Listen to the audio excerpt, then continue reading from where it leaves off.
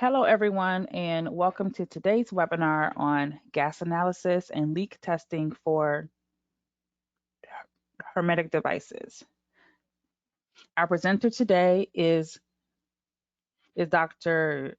Jayesh Kumar Das, Senior Principal Scientist and Innovation Program Manager here at Eurofins EAG Laboratories. I am Dina Ingram, and I am a part of the marketing team here at EAG. Prior to getting started, I would like to go over a few housekeeping items.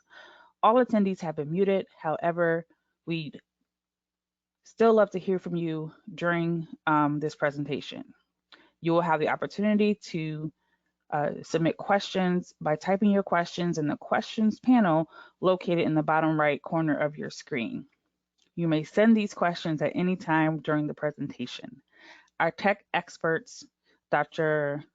Rajiv Soman and Frona Wilson, will be answering some of these questions during the presentation, and others will be addressed during the Q&A session at the end. At the end of the webinar, a survey will pop up on your screen. Your feedback is greatly appreciated and will help us to improve our future events. Now I will turn it over to Dr. Das. Jayesh? Hello, welcome to today's webinar. Today we are going to talk about the gas analysis and leak testing capabilities for hermetic devices at Eurofins EAG Laboratories.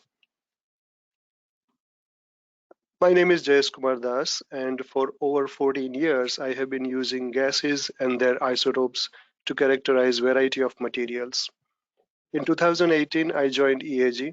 Prior to that, I actively pursued research in the field of cosmochemistry, trying to understand origin of our solar system and moon by analyzing meteorites and samples collected during Apollo missions. At EAG, I continue to analyze variety of materials using various chemical analysis techniques. In past few years, I have been extensively involved in building the gas analysis capabilities at EAG, and today we are going to talk about some of these capabilities.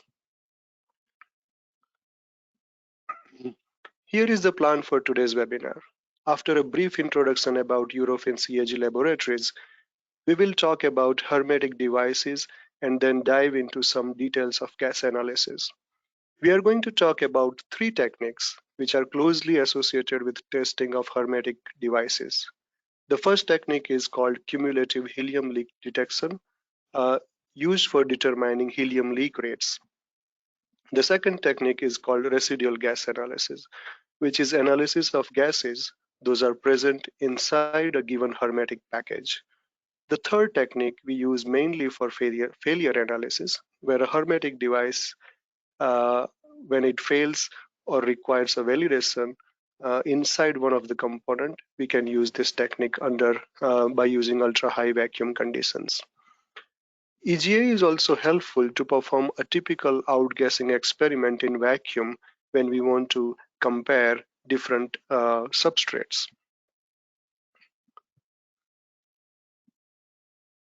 Eurofins is a global leader in testing with more than 58,000 employees and 900 laboratories in 54 countries. Eurofins EAG is a division of Eurofins specializing in materials testing with over 40 years of experience. With 16 laboratories and 5 business development locations in over 20 countries, we serve more than 4,000 clients from various industries. At EAG, more than 600 highly educated and skilled employees use industry-leading state-of-the-art technology and take advantage of scientific and engineering know-how to accelerate innovation through creative problem solving, objective analysis, and expert interpretation of data. We have 2 state-of-the-art laboratories with gas analysis capabilities located in Syracuse, New York, and in Eindhoven, Netherlands. Syracuse has a brand new laboratory built to consolidate our gas analysis capabilities from Fort Collins. As highlighted in this flowchart, our innovative approaches are key to solving commercial challenges from concept through commercialization process. Client success requires control and optimization during all steps, that starting from research and development to final product and failure analysis. EAG provides the knowledge and appropriate tools for the success of our clients. By serving thousands of clients over the years, we have the experience to solve any challenging problems you might be facing at any stage of your product development. So let's begin with today's techniques now. The first, we will go through some brief details on the helium leak detector and look at one of the recent case study that we have performed using this leak detector. The second segment would touch upon some details on RGA technique and talking about military standard that defines how to test hermetic devices using RGA. We will also talk about possible deviations from this military standard, which are termed as commercial testing, mainly used for medical devices, or sometimes for direct gas analysis, or sometimes for lamps that are filled with high pressure of certain gases. Next, I will provide some basic information for evolved gas analysis technique, and we will look at a comparative study that is performed using evolved gas analysis technique.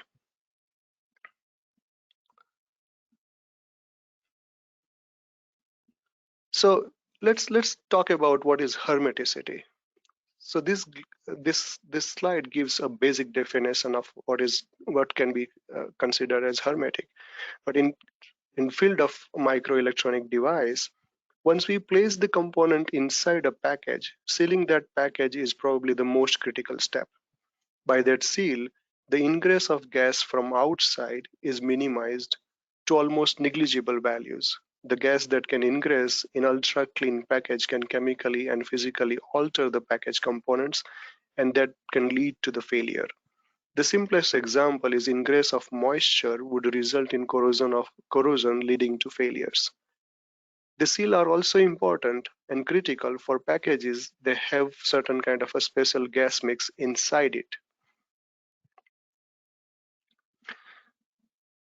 These two tables summarize leak rates that are defined under two test methods, 1071.9 and 1014.13. Based on the volume of hermetic packages and the method, we can determine which leak rate should be used for pass or fail criteria. For example, in case of test method 1014.13, if the volume is below 0.01 cc, the leak rate should be 5 10 to the power minus 8 atom cc per second, uh, should be the leak rate criteria to pass that part. So let's look at the CHLD, or the Cumulative Helium Leak Detector. Pernica Corporation built the Pernica 700H Cumulative Helium Leak Detector, and we currently have two of these leak detectors in our operation.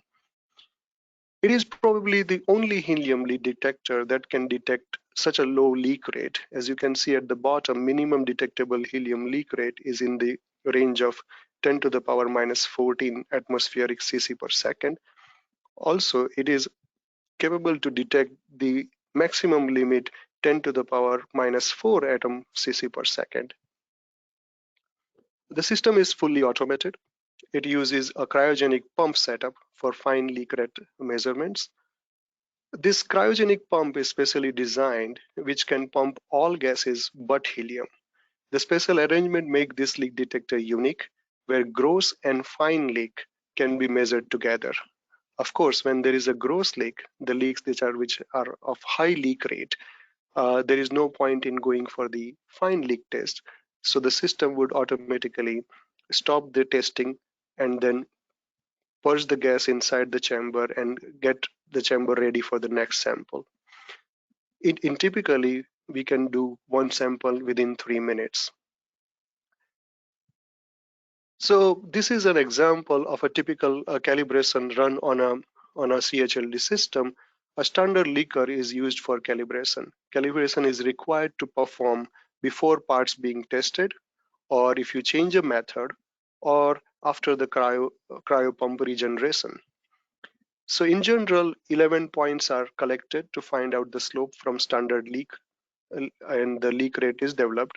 The ratio of the slope to the baseline is considered as the quality criteria here, and it has to be above 100 to proceed the leak test. The system is designed, the software is designed in a way that if the slope to baseline ratio doesn't meet this requirement, there is no option for operator to go for the leak test. Operator must have the ratio in the required limit. And as I said, this calibration also can be done within 3 to 4 minutes. Now, if you look at the lower panel, there is a typical process where first, when the leak is introduced to the system, it will stabilize, and you can see the calibration slope where you can have the uh, leak rate increase or the helium increasing into the system, and that determines the leak rate from the standard leaker. And once that is determined, immediately the evacuation of helium takes place, and within few seconds, the helium background goes to the background earlier background measurement. And this all happens within 3 to 4 minutes. So let's start with our case study on this instrument, on this equipment. What we did, we took these TO5 transistor packages. Um, they were stored into a laboratory for 10 years, with basic laboratory environment with the air as ambient and regular room temperature. We selected 10 samples to start with. In first phase, samples were directly used for leak testing. There was no bombing was done. And in the phase two, where samples were placed inside the canister that you can see on the left side of the screen, and once you place the sample inside, lock the cylinder, this canister, and then increase the pressure up to 30 psi. And we can keep that for 30 minutes. That's my phase two. In phase three, we did 60 psi and 30 minutes. Now, uh, we decided that if the parts that passes the phase one would go to the phase two, and similarly, the parts that would pass phase two would go for phase three. And let's look at our results here. So what we see, based on this test method 1071, uh, for this part, the leak rate should be below 5 10 to the power minus 9 atmospheric cc per second. And what we see that most of the part, all the 10 parts actually passes the test. All the leak rates are below that limit, and they are all passing the test. So when we went to all the 10 parts, when we went with the phase two, what we see that only 5 samples passes this test, and other 5 straight away goes for the gross leak and doesn't pass the leak test. And also there is a trend here. The same part is now showing higher leak rates. For example, 17 part number 7 is showing almost 4 times higher leak rate now. So we use this 5 successful, or the part that passed this leak test, we took that to phase 3, and what we see that only one part, this one number 10 part, passes the test into phase 3, and all other fails. So what is happening here is that the bombing is affecting the aged. If you, I would like to go back and see this picture here. If you see here, the leads have this seal, and that can age over the time, and the bombing is affecting those seals area and this feed through areas, and then uh, due to aging, they are opening up, and that's how the bombing is very critical for this kind of testing. Let's move to the summary of this technique. The major strengths are: test is non-destructive and fast, 3 minutes per sample. CHLD can do gross and fine leaks in the same time. In other sometime other practices like using a fluorocarbon leak testing for gross leak, and then doing the fine leak test. It is not required if CHLD is used. You can do both the leak test, gross and fine, together in one go. On the limitation, of course, the sample size is the limitation. We cannot do very large samples. Also, when in certain cases, the client would be interested in finding out the location of the leak. If you have a large part and multiple seals, it would be important to know where is the leak location. But because this leak detector depends upon the total helium coming out from the sample, we would not be able to locate the location of the link. However, please note that the CHLD is designed for only microelectronics and designed for doing the mill standard test method. And we seldom do large packets, only the small size packages are used for CHLD testing. Let's move to the next technique, which is residual gas analysis. So the RGA laboratory in Fort Collins was consolidated into a new RGA laboratory at Syracuse this year. RGA equipment went through the complete overhaul, and the new vacuum system, which has dry scroll pumps, so there is no oil in this system now, and the new generation turbo pumps are being used. We have also changed the mass spectrometer control unit, which is basically a brain of this entire equipment, that has been changed. We have also moved to the new generation of moisture generator, moisture sensor, and hygrocomputer. And we are using a moisture generator, a NIST calibrated moisture generator, to introduce a known amount of moisture into the RGA equipment. We will talk about what is this standard calibration I'm talking about. We also dedicated a software, developed a software which is dedicated to run this equipment, and it was developed in-house.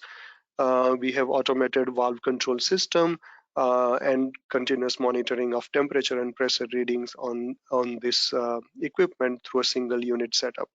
Also, the lab has 24/7 ESD monitoring with the equipment, as well as the sample preparation area, which can handle ESD sensitive samples. Now we have moved to a different designing for minimizing our test failures by building special fixtures for very small sample or challenging samples where the making seal on the sample surface is not possible. There is another software that is developed in-house for data processing and generating high quality report. Um, Before going into further details of the equipment, I would like to also describe what is this mill standard method, that test method that RGA equipment can run. So a mill standard test method requires various test method controls. However, the major requirements are sample pre-baking. So pre-baked condition, sample needs to be pre-baked 16 to 24 hours at 100 degrees Celsius prior to analysis. During the analysis, the test condition should be that sample and mass spectrometer system should also be kept at 100 degrees Celsius. There are three pass-fail criteria. The moisture should be less than 5,000 ppm by volume. Oxygen should be 1% or 10,000 ppm by volume, and fluorocarbon should be 50 ppm by volume. Also, we have to perform daily calibration prior to sample analysis for all the anticipated volumes of the sample. If we are talking about hermetic devices here, so the hermetic device has a cavity inside, and the cavity, that volume of the cavity is a deciding factor for sample analysis. So we have to anticipate all the volumes and bracket other volumes that we are anticipating, and perform the moisture 5000 ppm V moisture analysis calibration before doing any sample. Now this moisture uh, has to be generated, a standard is required and has to be generated by different means, and that's what we have moved to a NIST calibrated moisture generator, which provides 5000 ppm of moisture with nitrogen mix. Now, any deviation from this test method will be termed as commercial RGA testing. specifically like medical devices, where the pre-baked temperature could be different, maybe 60 degrees Celsius instead of 100 degrees Celsius, or the sample temperature is at body temperature, 37 degrees Celsius. That kind of changes would be a deviation from mill standard and would be termed as commercial RGA testing. So this is a simple schematic of the RGA equipment. We can broadly divide the equipment schematic into three parts. The first part is calibration side, where we have a hygrocomputer, which is a sensor, a moisture sensor that independently measures the moisture. There is a volume calibrator, which has a known amount of cavity that we can introduce to the mass spectrometer. So there we can do 10 cc, 1 cc, zero point 0.1 cc, zero point 0.00, 0.01 cc. That type of known volume of gas can be introduced to the mass spec. And the moisture generator is going to supply 5000 ppm, or we can change that concentration if required. Uh, for example, quarterly calibration, we have to do 2500 ppm and 7000 ppm of moisture to check the long range of the stability. So moisture generator can provide that with nitrogen mix. The second part is a sample loading and gas extraction area, where there is a sample port where sample will be mounted. Sample chamber is a volume where the sample gas will be introduced. It has pressure gauges to monitor what is the gas release in terms of pressure when we extract the gas from the sample. It has a dedicated vacuum system. And the third segment of this equipment is dedicated to mass spectrometer, where only mass spectrometer and a dedicated vacuum system is built. So let's move to um, this is a screenshot for a measurement that is in progress, where first 5 scans are taken to determine the background of the system, and then uh, once we introduce the sample gas, you can see on the y-axis the mass signal, or the intensity of the masses that would go up because we have introduced the gas. And then 20 scans are taken. Generally 20 scans are taken for a sample gas. Left side of the control panel is where the status of different pneumatic valves can be seen, as well as there is a lower table where you can monitor pressure and temperature, where you can see the fixed temperature, which is where the sample is mounted, which is at 100 degrees Celsius, and chamber temperature, which is the actual sample chamber, which is also at 98 degrees Celsius. So when they are within the mill standard specification, then it should be, the indicator should show us green. Excuse me. We have added another new feature with our analysis. In this new feature, after the 20 scans of analysis, we would take a full scan from 1 to 140 AMU. And for this particular slide, you can see that when you introduce an argon-helium mix to the mass spec, what you would see a peak for 4 helium ions and 40 argon plus plus, which would come at 20 and 40 argon plus peak. The other feature that we have added, by using the same scan, you can perform some other test where, by changing the intensity threshold and the peak width, you can find out what are the peaks available in the total scan. So for this particular example, I have taken the threshold value of 3.5 10 to the power minus 11 ampere, that is my intensity, and width of 10. What is the meaning of width 10 is that continuously it should have 10 data points above the threshold value.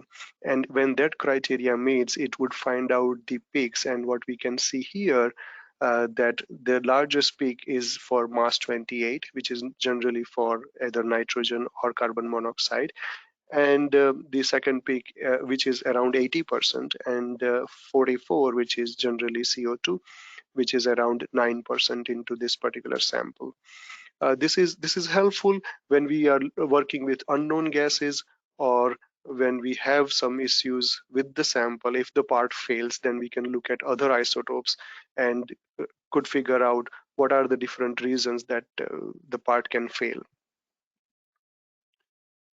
Um, these are the example of test reports that we can generate through our new dedicated software, which is developed in-house. The first example is the daily calibration ran with 5000 ppmv of moisture, and we have to get three. After we set the calibration, we need to have three continuous measurements matching with the value.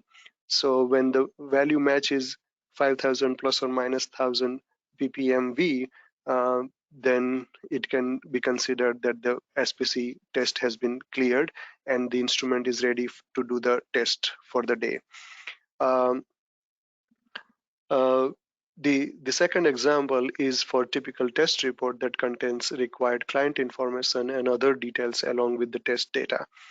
The report can also highlight the values when pass or fail criteria is applied.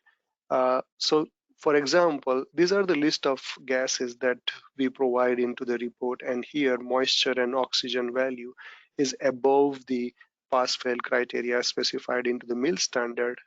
This particular sample fails the test. Fluorocarbon is below 50 ppm or below detection limit. It passes, but the requirement in mill standard is that all the three criteria needs to be satisfied. So basically this part fails the test, this example part. uh, so these are just some pictures of this new unit where several other the components can be seen. Let's not go into those details. Let's move to the summary of this particular technique. um, this is This technique, the major strength is it is perfect when used for measure known gas composition. For example, if your parts are always filled with nitrogen or argon helium mix, this technique is highly suitable. It can give you consistent data over the period of time. As we have seen, it is strictly calibrated for moisture and has elevated temperature setup. So it is ideal method for doing the measurement moisture analysis on the hermetic packages. Now, this instrument is specifically built to run mill standard test method, and goes through the strict requirements, and that's why um, it is highly regulated and minimize the test deviation, which is uh, good for performing consistent data, and that's the strength of this instrument. Of course, the sample dimension is a challenge for us sometimes. Two parts of the sample dimension. Of course, the volume of the cavity. If the volume is less than 0.001 cc, it could become challenging for this kind of equipment. The sample dimension, physical dimension of the sample could also be challenging, but we are solving that problem by making a special fixture for tiny samples. So we don't have to make a seal on the sample surface, but the sample can go into a chamber, and we seal the chamber to the mass spec, and then the seal become independent of the sample surface. The other challenging part for this particular test is that it is destructive method. If we lose the sample, we lose the test. We can't do any kind of retesting. That's why reducing a sample failure or no test on sample is extremely important on this particular equipment. Let's move on to the next technique called evolved gas analysis. So this technique can be primarily used to determine composition of released gas and concentration of released gas. Now, gas release happening after heating the temperature into vacuum. Now, we can heat the sample in a different ways. The most common ways we use a quartz tube that, and externally we heat through a ceramic furnace, and we can go from 30 degrees Celsius to 1200 degrees Celsius, typically 10 degrees Celsius per minute heating rate. The vacuum conditions are from high to ultra high vacuum range. We can analyze any gas between 1 to 200 AMU. Mainly we focus on the gas here listed: hydrogen, helium, methane, moisture. And because this is developed to to do the failure analysis on hermetic devices, we have optimized for these gases. The detection limit is in 100 ppm range. Sample types are any kind of solid, and we have sometimes done direct gas analysis also. In solids, we can do powder, wafers, epoxy, adhesive, um, sometime some exotic mix of adhesive and epoxy, um, and some metal alloys. The other capabilities that what it can do, semi-quantitative scan. So it is very good for comparative study. We can also, let's say your hermetic part fails the RGA test, high moisture found or oxygen found in your complete final product. We can go to the component level failure analysis, where each component inside your package, medical device or any kind of a sensor, we can individually perform the analysis, outgassing analysis on these parts. We can also confirm the UHV grade quality of these stainless steel parts. If you are going to put some part into a ultra high vacuum system, you would like to figure out what is the outgassing rate of this part. That can be done using this method. We can do analysis where, if you are looking for a gas release at a specific temperature between the two samples, as I mentioned, under direct gas analysis, we can do. Outgassing rates can be measured in terms of moles per centimeter square per second. And also we have a setup where we can do puncture while heating the samples. During outgassing, we can pierce the sample and release the gas from it. Also, it can give you a 3D plotting. We would actually look at one of this case study. So if we look at the schematic diagram of this, it's a fairly simple system where there is a quadruple mass spec system and an arrangement of a vacuum line. Again, this has a scroll pump, which is a dry pump, so no oil in the system, and we have two pressure gauges. And from the V0 is a valve, and the left side where you see the sample chamber, that's where the entire versatile part of the system is. This can be changed to the different setup according to the requirement. So one of the example could be attaching this quartz. What you are seeing is a quartz tube with a glass to metal seal, and then it has a conflat seal, and that directly goes to around V0. And here we can load a sample, something like this, into a quartz tube, and then introduce that quartz tube to the ceramic furnace. And this furnace can go up to 1200 degrees Celsius. And whatever gas would come out will be monitored through pressure gauges and measured by the quadrupole system, and turbo pump would eventually remove that gas from the system. It's a dynamic system. You are continuously pumping when outgassing. The other example is this chamber. So the same port will take this chamber, and if you look at closely, inside this chamber there is a mechanism where a needle can have this up and down movement. And what we have done in this particular example, a pouch cell battery is inside this vacuum. So first we will generate the ultra high vacuum or high vacuum level, and once the background level are as expected or satisfied, we would lower down the needle and pierce this pouch cell and release the gas from the battery, and can measure what are the gases coming out of this battery. The stage where the battery is mounted can also be heated and externally monitored or can be measured for the temperature. So we can have the temperature output from outside. We recently did another project where from outside, we changed the voltages on the battery. So temperature and voltage changing on the battery, and then you can pierce when you are ready to take the sample. So this is what the capability of EGA um, technique. Now, let's look at one of the comparative study. What we did, we took a silicon wafer, and one wafer was chemically treated, and another wafer was not treated for any kind of chemical cleaning was not performed on this sample. And this data is collected through EGA, where you can see with respect to temperature, the pressure change. And there is basically no change until 290 degrees Celsius, and after that there's a increase into the pressure, and that is indicating a gas release.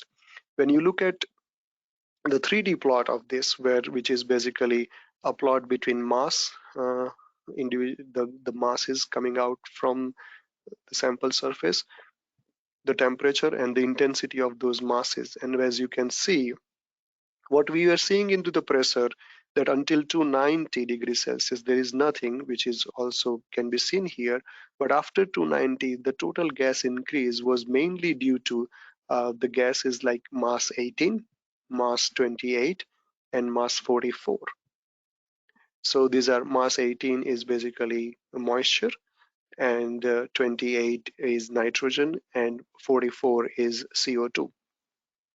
So this is on a treated silicon wafer. When we did the same analysis by using untreated silicon wafer, this is the pressure chart, where you can see that around 180 degrees Celsius, there is a big release in terms of the total pressure, and then it reduces, goes to the background level, and again it starts at 290 degrees Celsius to increase. How does this look like into the 3D plot? When you look at that, uh, once again, mass, temperature, and the intensity compared here. And you can see at the lower temperature, the peak is mainly due to 28 and moisture. There is a peak for 44 and actually 42, uh, but they are lower. Now in the second peak, the moisture values goes down, and the mass 28 and 44 values goes up. And this is the power of this technique, that you can compare different masses with respect to temperature. It will give you the exact specific location, specific temperature where the gases are coming off. So let's summarize the EGA technique. The first major strength is its versatility. We can test any solids, powder, and gas sample with reasonable flexibility in sample dimensions and weights. The ability to focus on certain masses is also a plus point for this technique. The vacuum ranges between 10 to the power minus 7 torr to 10 to the power minus 9 torr is a strength that allows to look at the very minor or trace gases into the samples. We have successfully detected NMP, the methyl pyrrolidone. This is a typical solvent used to clean the silicon wafer substrate, and we have seen like mass 84 for this particular species when it is used for a cleaning of the silicon wafer. Um, the major limitation is that it is a semi-quantitative, because we are looking at so many different gases, almost 62 different masses we can look one at a time, and it's rather impossible to calibrate all those masses, and all those deconvolution could be very fairly complex. So we have to stay with semi-quantitative part of this technique, but it is better when used for comparative studies. Also, good range of sample dimension can be accommodated here, but when we are using quartz tube, we have to between 1 inch by 1 inch kind of a size dimension. And we are working for a future EGA where we can do the entire wafer or a larger sample. So with that, I would like to conclude the presentation on techniques and just the last slide on, so why choose EAG? So there are several reasons as is listed here, but I think it's important to state right at the top that client confidentiality is core to our business. We are a global leader for materials testing service with a broad range of instruments and expertise that leave us poised to take on any challenging problems that you are facing, anything related to materials or engineering related issues. So we encourage you to discuss your requirements and challenges with our sales representative.